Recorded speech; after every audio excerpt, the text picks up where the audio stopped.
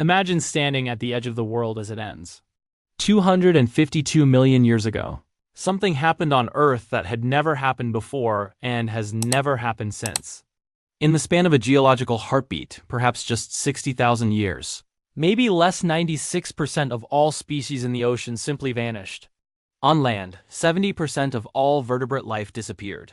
Forests that had stood for millions of years turned to ash. Insects, which had survived every previous catastrophe our planet had thrown at them, died in numbers so vast we can barely comprehend it. Scientists call it the Permian Triassic extinction event. But that clinical name conceals a truth almost too terrible to speak. This was the closest complex life has ever come to complete annihilation. This was the Great Dying. For decades, we searched for answers.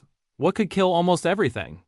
An asteroid, perhaps, like the one that would later doom the dinosaurs, a sudden ice age, a shift in ocean chemistry so profound that the seas themselves became toxic. The answer, when we finally found it, was more terrifying than any of those scenarios. Because it wasn't something that struck Earth from the outside. It came from within. Deep beneath what is now Siberia, something ancient and monstrous was stirring. Not a creature.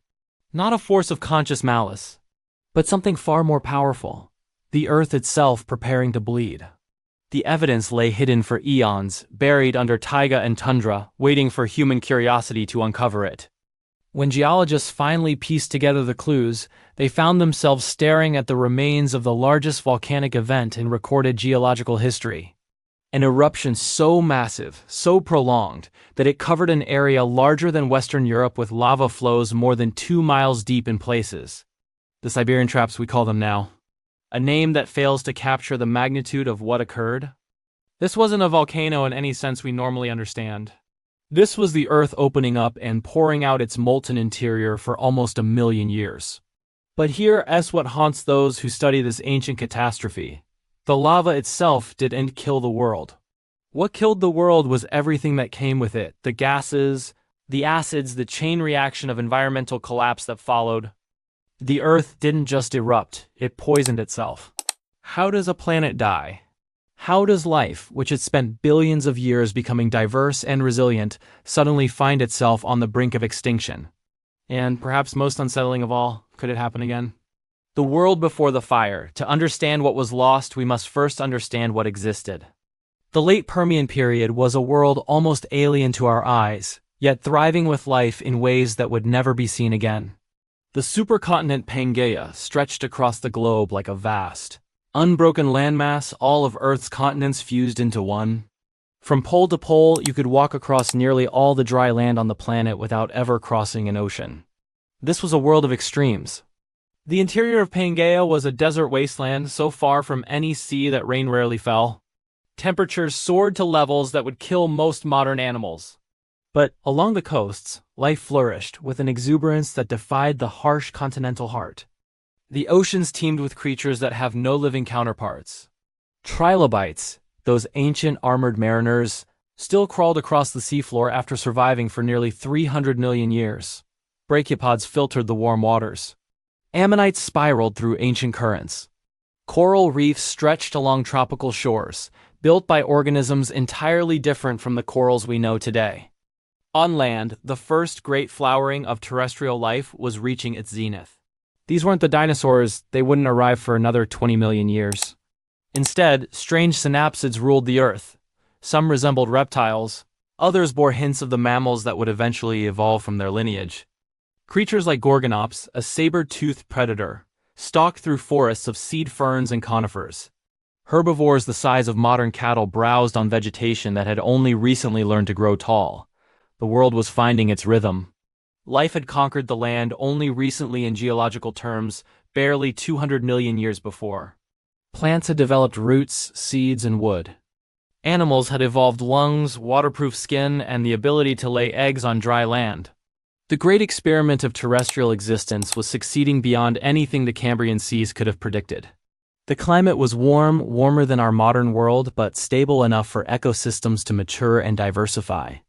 The seasons cycled predictably. The rains came when they were supposed to. Life, which had already survived several mass extinctions, seemed to have found a sustainable equilibrium. There were no signs of what was coming. no warnings written in the rocks. No indication that beneath the northern reaches of Pangaea, in what would one day be called Siberia, the mantle was beginning to stir. Deep within the Earth, roughly 1,800 miles below the surface, something was rising. Mantle plumes, massive columns of superheated rock, occasionally break free from the boundary between Earth's mantle and core. They rise for millions of years, slowly, inexorably, like bubbles in thick honey. When they finally reach the base of the continental crust, they pool, melting everything above them, building pressure that no rock can contain forever. Beneath Pangaea, one such plume was ascending. The pressure was building. The crust was heating. And the world above, teeming with life that had taken hundreds of millions of years to evolve, had no idea that it was living on borrowed time. Before we continue this story, subscribe to the channel. Your support helps us tell the true stories of Earth's most powerful volcanoes. The forests grew. The oceans churned with life. Predators hunted. Prey flourished.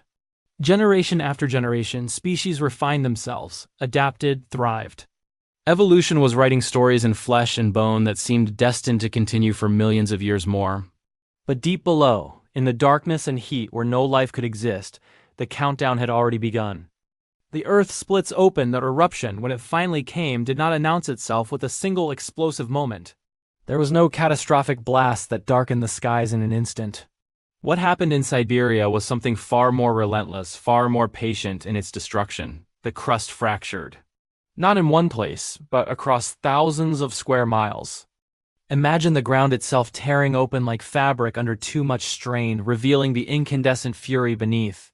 Fissures opened across the landscape, not mere cracks but gaping wounds in the Earth's surface, some stretching for hundreds of miles.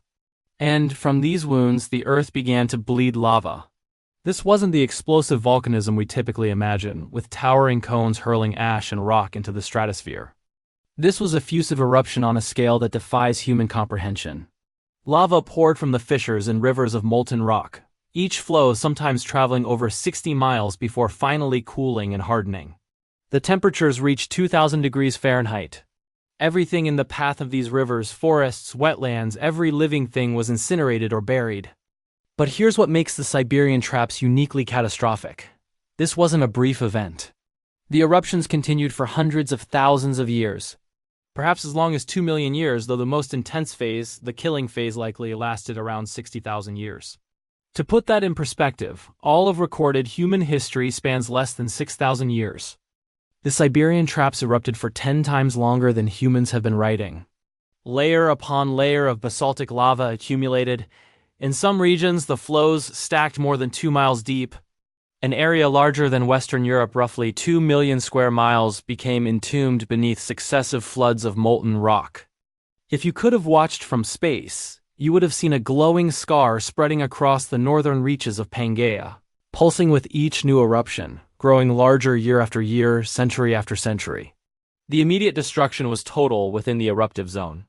Every tree, every animal, every microbe was consumed by the advancing lava or suffocated by the heat. But this direct destruction was only the beginning. What killed the world wasn't primarily the lava itself, it was what the lava carried with it. Volcanic eruptions are chemical events as much as physical ones. When magma rises through the crust, it doesn't travel alone. It brings with it dissolved gases that have been trapped in the Earth's interior for eons. Under the immense pressures of the deep Earth, these gases remain locked within the molten rock. But as the magma nears the surface and pressure decreases, the gases escape. From the Siberian fissures came a poison cocktail of staggering proportions. Carbon dioxide, the same gas that warms our planet today, erupted in quantities measured in trillions of tons. Sulfur dioxide poured into the atmosphere by the gigaton, where it would combine with water vapor to create sulfuric acid. Chlorine and fluorine compounds toxic to virtually all life billowed from the vents in concentrations that would have been lethal within miles of the eruption sites. But there was something else, something even more sinister. The magma, as it rose, encountered layers of sedimentary rock rich in coal, oil, and salt deposits. These rocks, formed from ancient organic matter, contained vast reserves of carbon and hydrocarbons. When the 1200-degree lava contacted these deposits, it didn't just melt them, it explosively vaporized them. Suddenly, the eruption wasn't just releasing the gases from the magma itself. It was cooking the crust, releasing carbon that had been safely locked away for hundreds of millions of years. The atmosphere began to change, not gradually as it had during previous warming events, but with a speed that gave evolution no time to respond. The Earth was poisoning itself from within, and the dying had only just begun. The poisoned sky, the gases rose into the atmosphere like an invisible tide of death, and the sky itself became a weapon against life. Within decades of the eruption's beginning, the air over Pangaea began to transform. Sulfur dioxide, expelled in quantities that dwarf anything in human experience, reacted with moisture in the atmosphere to form tiny droplets of sulfuric acid. These aerosols spread across the globe, carried by high-altitude winds, creating a reflective haze that dimmed the sun. The world grew darker, cooler. Plants that had thrived under bright Permian skies found themselves struggling to photosynthesize. Without sufficient sunlight, forests began to weaken. In some regions, the acid rain that fell from the poison clouds was strong enough to burn leaves and strip bark from trees. The botanical foundation of terrestrial ecosystems, the primary producers that fed everything else, began to collapse. But the cooling was only temporary, a brief reprieve before something far worse. The sulfate aerosols, for all their destructive power, remained in the atmosphere for only a few years before washing out in rain. Carbon dioxide, however, persists for thousands of years. And the Siberian traps were pumping carbon dioxide into the air at a rate of billions of tons per year, year after year, with no sign of stopping. As the aerosols cleared, the true nightmare began. The greenhouse effect took hold with a vengeance. Global temperatures started to climb. Not the gentle warming of a typical interglacial period, but a rapid, accelerating rise that pushed Earth's climate into territory it had rarely, if ever, experienced. Estimates suggest temperatures may have increased by 10 to 15 degrees Celsius globally. In some continental interiors far from the moderating influence of oceans, temperatures may have exceeded 50 degrees Celsius, 122 degrees Fahrenheit. At such temperatures, large land animals simply cannot survive. They cannot cool themselves efficiently enough. Their proteins begin to denature. Their cells start to fail. Across Pangaea's vast interior, the megafauna that had ruled the Permian landscape began to die in mass, not from starvation or predation, but from heat stroke on a continental scale. 252 million years ago, our planet witnessed an apocalypse. It wasn't an asteroid, a supervolcano, or an alien invasion. It was something far more insidious, a silent killer that brought life to its knees.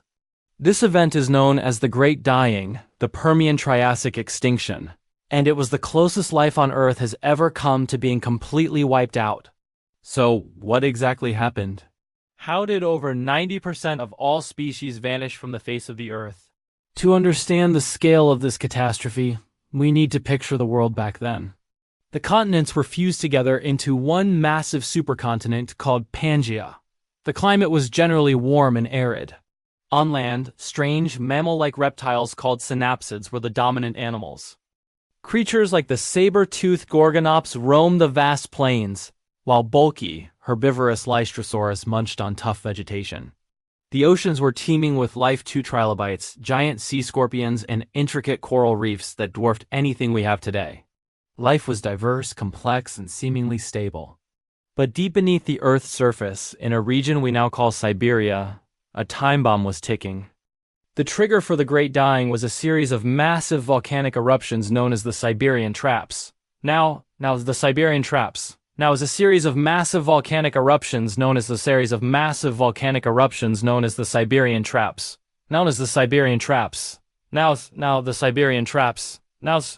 When I say massive, I mean it. These weren't just single volcanoes. This was a colossal flood basalt event. For nearly 1 million years, immense fissures in the Earth's crust tore open, spewing out an unbelievable amount of lava. We're talking enough lava to cover an area the size of Western Europe, several kilometers deep. It was a planetary-scale disaster that fundamentally reshaped the world. But it wasn't the lava itself that killed everything. It was the gas. These eruptions released biblical quantities of carbon dioxide, methane, and other greenhouse gases into the atmosphere. The immediate effect was a dramatic and rapid increase in global temperatures, a runaway greenhouse effect. Imagine the most extreme climate change scenarios you've heard of and then multiply them. Temperatures on land soared, making vast regions of Pangaea's interior uninhabitable. The oceans weren't spared either. As they absorbed more and more CO2, they became hotter and hotter.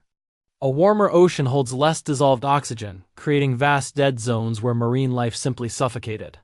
This initial warming set off a terrifying chain reaction. The warming oceans began to acidify. As CO2 dissolves in water, it forms carbonic acid. This acid made it impossible for marine organisms like corals, brachiopods, and mollusks to build their shells and skeletons. They literally dissolved. The beautiful, complex reef ecosystems that had thrived for millions of years collapsed, taking with them countless species that depended on them for food and shelter. The very foundation of the marine food web was crumbling. Back on land, the situation was just as dire. The extreme heat and acid rain, caused by volcanic sulfur dioxide mixing with atmospheric water, devastated plant life. Entire forests died off, leading to massive soil erosion. Without plant roots to hold it in place, soil washed into the rivers and oceans, choking out what little life remained in the coastal waters. The herbivores that depended on these plants starved, and the carnivores that hunted them soon followed. The food chain was breaking down link by link, but the horror didn't stop there. As organic matter from the dead forests and marine life decayed in the oxygen-starved oceans, it created the perfect breeding ground for a particularly nasty type of bacteria. These microbes thrived in anoxic or oxygen-free conditions and produced huge amounts of toxic hydrogen sulfide gas. This poisonous gas bubbled up from the deep ocean and into the atmosphere. Hydrogen sulfide is not only deadly to breathe, but it also attacks and damages the ozone layer. As the ozone shield thinned, the planet's surface was bombarded with lethal levels of ultraviolet radiation from the sun, delivering the final blow to many of the struggling survivors. It was a perfect storm of destruction, a cascade of collapse where each disaster amplified the next. Global warming led to ocean anoxia and acidification, which led to mass death, which fueled toxic bacteria, which produced poisonous gas that destroyed the ozone layer. It's a chilling example of how interconnected Earth's systems are and how quickly they can unravel. For millions of years after the main extinction pulse, the planet was a ghost world. The fossil record shows a world dominated by just a handful of hardy, disaster-adapted species. Lystrosaurus, that pig-sized herbivore, was one of the few land animals to make it through in large numbers. It's often called the disaster taxon because its fossils are found everywhere in the early Triassic period. In the oceans, a single type of clam, Chloria, blanketed the seafloor. Biodiversity had been reset to almost zero. It would take more than 10 million years for life to truly begin to recover and for new, complex ecosystems to evolve. The Great Dying serves as a profound warning from our planet's deep past. It demonstrates the devastating power of rapid, massive injections of greenhouse gases into the atmosphere and the domino effect that can follow. The culprits were different volcanoes than human activity now, but the fundamental chemistry and physics are the same. The story of the Permian Triassic extinction isn't just a tale about ancient monsters and a long-lost world. It's a sobering reminder of our planet's fragility and the delicate balance that sustains life. By understanding the greatest catastrophe in Earth's history, we can better appreciate the preciousness of the world we have today and the importance of protecting it.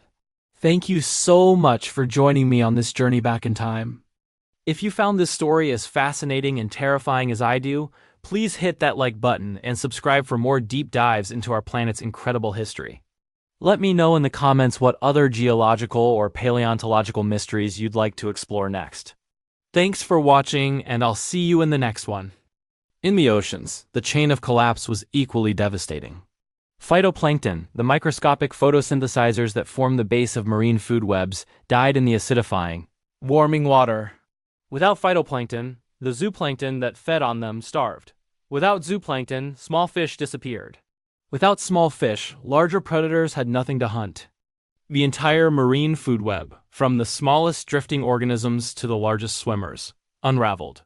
What makes extinction events so catastrophic isn't just the death of individual species, it's the death of relationships. When a predator goes extinct, its prey might initially flourish, but without the selective pressure the predator provided, populations can become unstable, vulnerable to disease or starvation. When a pollinator vanishes, plants can't reproduce. When a keystone species disappears, dozens of others that depended on it follow into oblivion. The Earth was experiencing a cascade failure on a planetary scale. Every death created new deaths. Every lost species took others with it. And through it all, the Siberian traps continued to erupt, pouring more lava, more gas, more carbon into a world that was already dying. There was no equilibrium to return to, no stable point where the destruction would stop. The Earth had entered a feedback loop from which there seemed to be no escape. The survivors. In the midst of planetary catastrophe, when 96% of marine species and 70% of terrestrial vertebrates were vanishing into extinction, a haunting question emerges. Why did anything survive at all? The answer lies not in strength or size or dominance, but in something far more subtle: adaptability, luck, and the ability to endure conditions that would kill almost everything else. The survivors were not the rulers of the Permian world. They were not the apex predators or the most successful herbivores. They were the small, the unspecialized, the organisms that could tolerate variation. Creatures that could eat almost anything. Animals that could survive in marginal habitats. Species with short generation times that could evolve quickly in response to changing conditions. In the ocean, some bivalves, clam-like creatures with simple body plans managed to persist.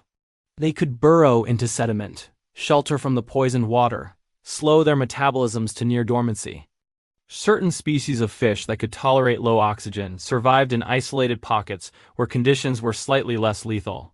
A handful of ammonite lineages out of hundreds found refuge in waters that remained barely habitable. On land, the picture was equally stark. The great synapsids that had dominated Permian ecosystems were decimated. But a few small lineages endured: creatures no larger than modern rats, animals that could hide in burrows during the heat of the day, that could survive on insects and seeds, that didn't need vast territories or abundant resources. Among these humble survivors was a lineage that would eventually give rise to mammals to us. Our distant ancestors were not mighty or magnificent. They were desperate, scrappy creatures clinging to existence on a dying world, hiding in whatever shelter they could find, eating whatever they could catch. But survival came at a terrible cost that we can still read in the rocks. Fossil sites from the extinction boundary tell a story of impoverishment that lasted for millions of years. Where Permian strata show diverse, complex ecosystems with dozens of species interacting in intricate food webs, early Triassic rocks reveal something almost barren by comparison. For perhaps 5 to 10 million years after the main extinction pulse, Earth's ecosystems remained desperately simple. A few species of plants, a handful of herbivores, fewer predators. The survivors spread across landscapes that had once hosted hundreds of species, but they spread thin in low numbers in ecosystems so fragile that a single bad season could collapse what little remained. This wasn't recovery, this was persistence at the edge of viability. The Earth had been pushed so far out of equilibrium that it couldn't simply bounce back. The carbon cycle was disrupted. Ocean chemistry was wrong. Temperature regulation had failed. Even with the eruptions finally beginning to wane, the planet remained hostile to complex life. Paleontologists call this the survival interval, millions of years when life clung on but couldn't flourish. When the rules of ecology seemed suspended.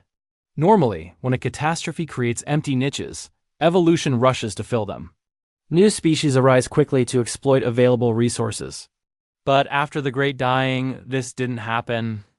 The world remained impoverished for an incomprehensible span of time. Why? The answer appears to be that the environmental instability continued. Even as the Siberian traps eruptions finally ceased, the climate remained volatile. Temperature swings, ocean anoxia persisting in deep waters, acid rain continuing as sulfur already in the system cycled through the atmosphere. The planet was wounded, and wounds take time to heal, especially wounds this deep. Yet life, for all its fragility, possesses a remarkable quality: it persists. Given even the slimmest opportunity, organisms will cling to existence. They will adapt to conditions that seem impossible. They will evolve, diversify, and eventually, given enough time, flourish again.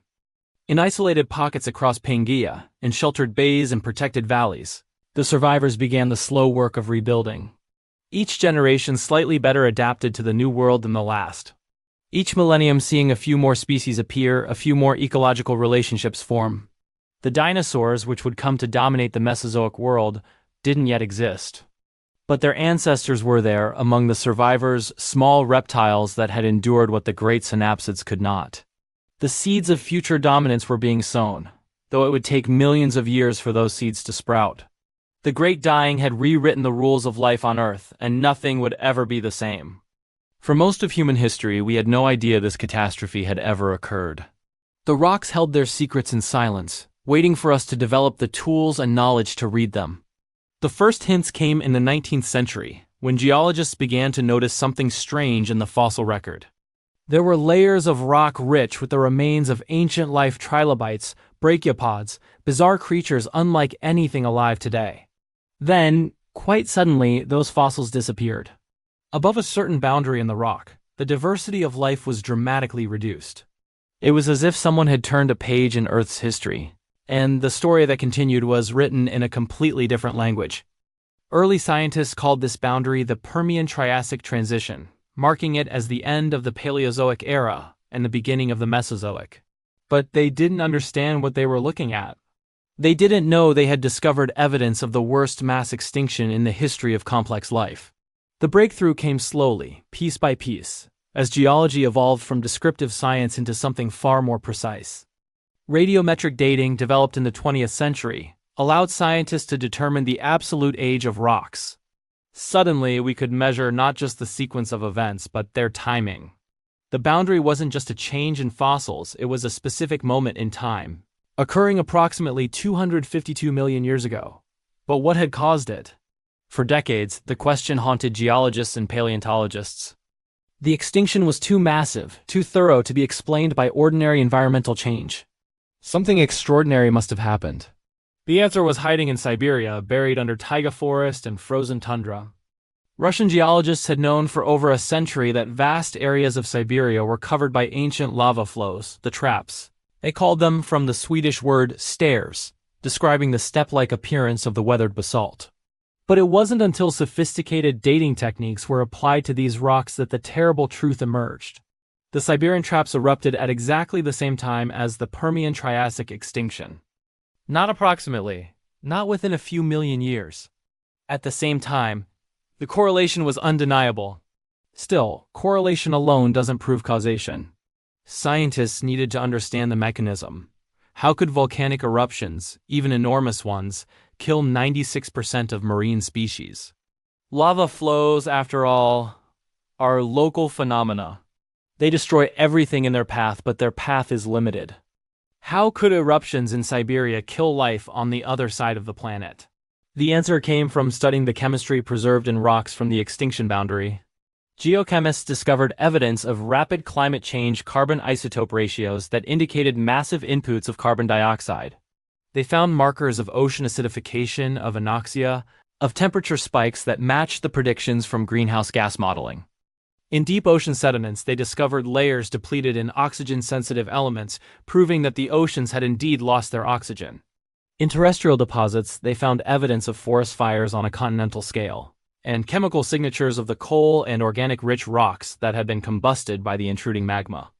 Most tellingly, they found biomarkers, molecular fossils of purple sulfur bacteria, the organisms that produce hydrogen sulfide. These markers appeared in abundance at the extinction boundary and persisted for millions of years afterward, confirming that the oceans had indeed become sulfidic death traps. Each discovery was like assembling pieces of a puzzle that revealed an image too horrific to have imagined. The Siberian traps hadn't just erupted, they had triggered a cascade of environmental catastrophes that fed on each other, amplifying the destruction beyond anything a simple volcanic eruption could achieve. Modern technology has given us tools our predecessors never dreamed of. We can analyze individual crystals within volcanic rocks to determine the exact temperature and pressure at which they formed. We can use computer models to simulate ancient climates, testing hypotheses about how much carbon dioxide would be required to produce the warming recorded in the rocks. We can examine the growth rings in fossil trees, reading the story of their final years and the patterns of their wood.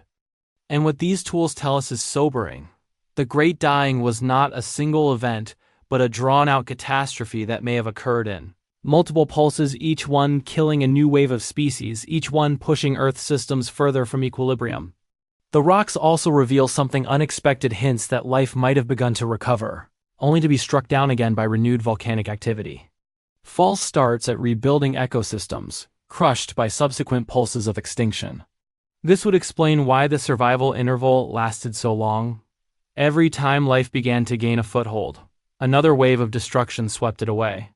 We stand now with knowledge our ancestors could never have possessed, able to read Earth's history in isotopes and minerals, in fossils and sediments. And what we read should humble us. The Great Dying occurred 252 million years ago, a span of time so vast that it defies human intuition. The extinction and the world it destroyed are separated from us by an abyss of deep time. Yet the shadow of that ancient catastrophe falls across our present in ways we are only beginning to understand. Because the mechanisms that nearly killed all life on Earth a 250 million years ago are not extinct. They are not safely confined to the distant past. They are, in fact, unnervingly familiar. Consider what we know killed the Permian world. Massive injections of carbon dioxide into the atmosphere, causing rapid global warming. Ocean acidification as the seas absorbed that carbon.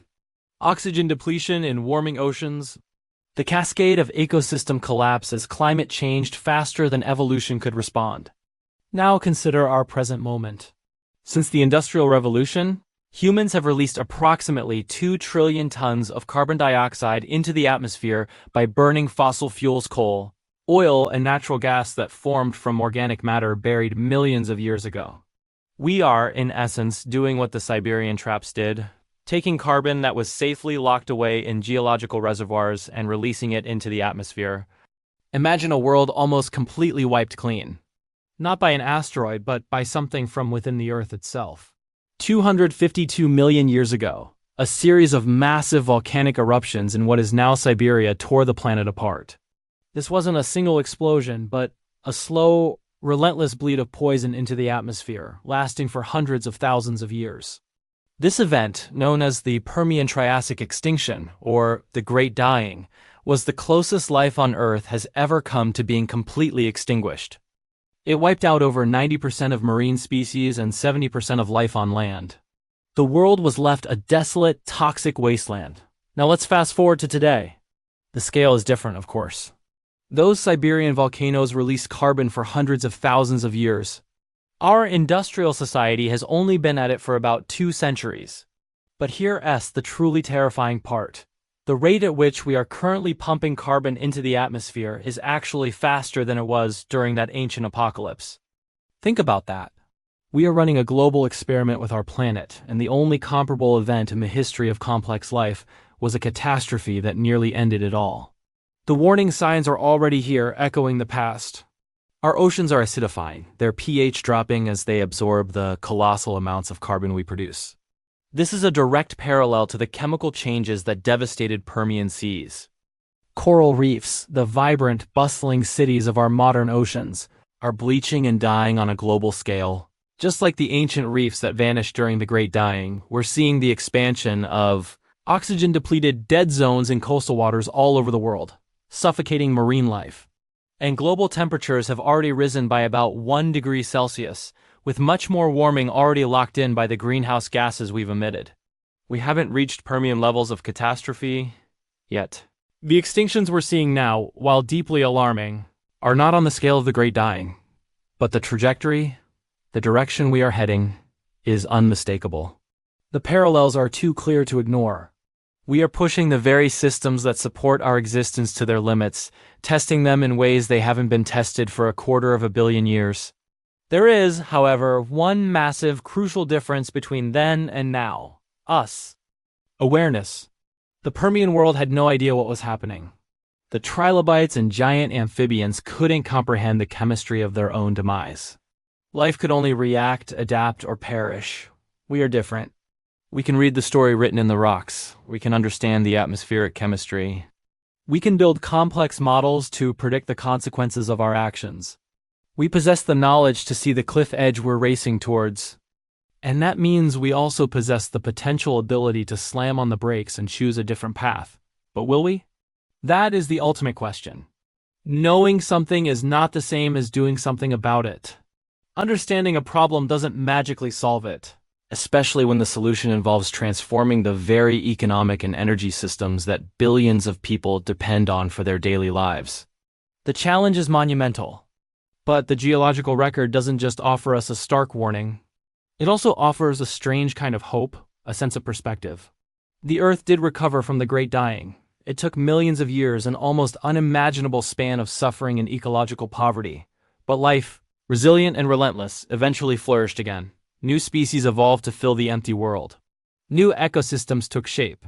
The Triassic period gave way to the Jurassic, which led to the Cretaceous. Dinosaurs rose, dominated the planet, and then fell themselves. Mammals took their chance, diversified, and eventually, improbably, a species evolved that could look back across this immense gulf of time and understand what had happened. Let's be clear, the planet itself will be fine. Earth will survive whatever we throw at it. It has endured far worse. 100 million years from now, our entire industrial civilization will be nothing more than a thin, strange layer in the rock, maybe marked by weird isotopes, plastic fossils, and a brief, violent spike in the extinction rate. The Earth will still be here, and life, in some form, will go on. But the world as we know it, the specific, intricate web of life that we are a part of, the stable climate that nurtured human civilization, the countless beautiful and bizarre species that share this planet with us right now, that world is incredibly fragile. Once it's gone forever. You can't just reboot an ecosystem. The unique forms of life we see today are the result of millions of years of evolutionary history. If we push them over the edge, they will not be coming back. The story of the Permian extinction is a lesson about tipping points. It shows us that Earth systems have thresholds. Once you cross them, feedback loops can take over, triggering cascades of change that become self-perpetuating and, on a human timescale, irreversible. The Permian world crossed those thresholds, and the price was almost total annihilation. We are now approaching similar thresholds with our climate, our oceans, and our ice sheets. The very systems that have kept our world stable and habitable are being pushed to their breaking point. The past is speaking to us, written in stone, and its message is both terrifying and crystal clear. What happened before can happen again. Let's try a thought experiment. Step outside of human time for a moment. Imagine you could watch Earth's entire 4.5 billion year history compressed into a single 24-hour day. For almost 21 of those hours, the planet would be a world of microbes, simple cells drifting in primordial oceans.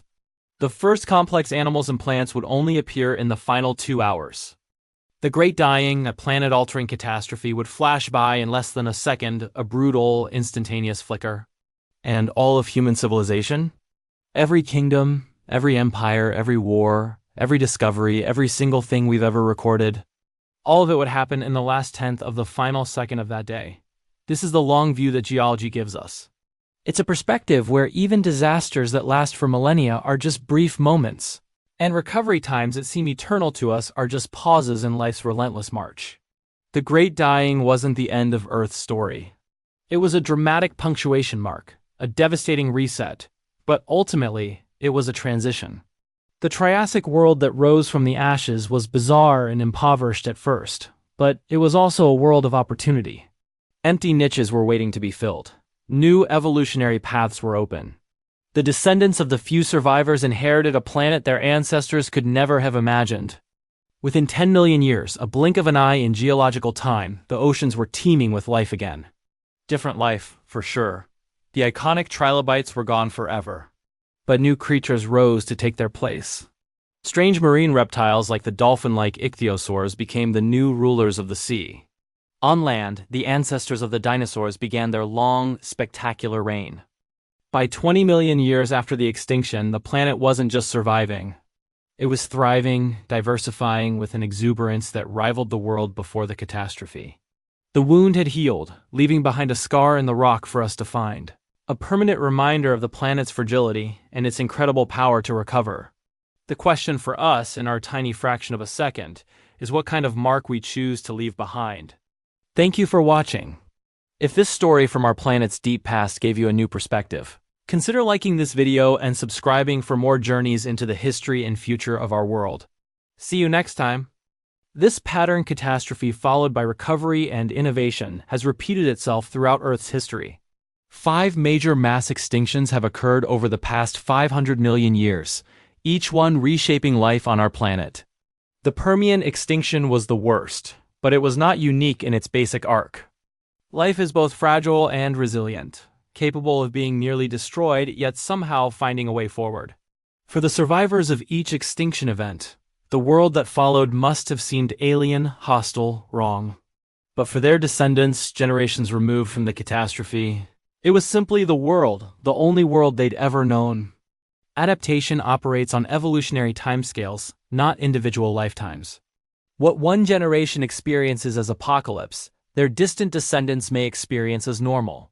This should give us both comfort and concern. Comfort because it reminds us that life has an almost miraculous capacity to persist and eventually flourish even after unimaginable destruction. The story of life on Earth is fundamentally a story of resilience. Concern, because that resilience operates on timescales that dwarf human civilization. 10 million years meant nothing to the evolutionary process, but it encompasses all of human history 5,000 times over. We cannot wait for geological time to save us. We exist in the brief, urgent present, where decisions made today will echo through generations yet to come. The Earth will endure and life will continue, but the question is not whether life survives, it's which life survives and what world we leave for those who come after us. The Permian world did not choose its fate. It had no voice in the matter of mantle plumes and erupting traps. We are different. We can see the crossroads approaching. We can understand the consequences of different paths. And we have, for the first time in Earth's history, the possibility of conscious choice. Every species that went extinct in the Great Dying represented millions of years of evolutionary refinement, intricate adaptations that could never be replicated. Their loss impoverished the world immeasurably. We live now in an age of similar loss, as species vanish at rates not seen since the last mass extinction 66 million years ago. Each one that disappears takes with it unique genetic information, ecological relationships, and possibilities we cannot begin to imagine. But we also live in an age of unprecedented knowledge and capability. We have split the atom and walked on the moon. We have sequenced the human genome and peered to the edge of the observable universe. If we can do these things, surely we can also choose to protect the world that gave us birth. The rocks beneath our feet contain the story of what happens when planetary systems are pushed beyond their limits. They speak of tipping points and cascades, of extinctions and the slow, painful work of recovery. They remind us that the comfortable, stable world we take for granted is not guaranteed, that it can be lost more easily than we might wish to believe. Yet they also testify to something profound, life's determination to continue. Through every catastrophe, through conditions that seemed to preclude any possibility of survival, some organisms found a way. And from those survivors came new worlds, new forms, new possibilities. We are the inheritors of 4 billion years of that survival, descendants of creatures that endured the Great Dying and every other catastrophe Earth has thrown at life. Their resilience runs in our cells, encoded in the same DNA that connects us to every living thing. The question now is what kind of ancestors we will be. What story will our choices write in the rocks? What world will we pass forward to those who come after? The Earth has seen worse than us and recovered. But recovery without us, or our children, or any of the species we love, is not the recovery we should hope for. We have been given a rare gift, the ability to understand our place in deep time and to choose wisely. The past has taught us what is at stake. The future waits to see what we will do with that knowledge. If you've journeyed with us through this story, through deep time and ancient catastrophe, consider subscribing to Fury of the Earth. Because the planet's story is not finished, and there are more chapters yet to read, chapters being written even now in stone and ice and the changing chemistry of our seas. The Earth continues to speak. We need only listen.